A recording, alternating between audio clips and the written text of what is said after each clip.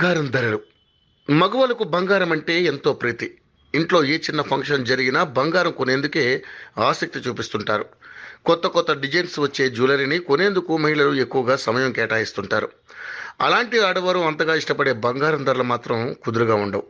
రోజువారీగా బంగారం ధరల్లో మార్పులు చోటు చేసుకుంటాయి. ఈ నేపథ్యంలోనే బంగారం ధరలకు సంబంధించిన సమాచారాన్ని యోయో టీవీ ఛానల్ తమ వ్యూవర్స్ ప్రయోజనాల కోసం ప్రతిరోజు అందిస్తోంది. బంగారం ధరలు క్రమంగా తగ్గుముఖం పడుతున్నాయి.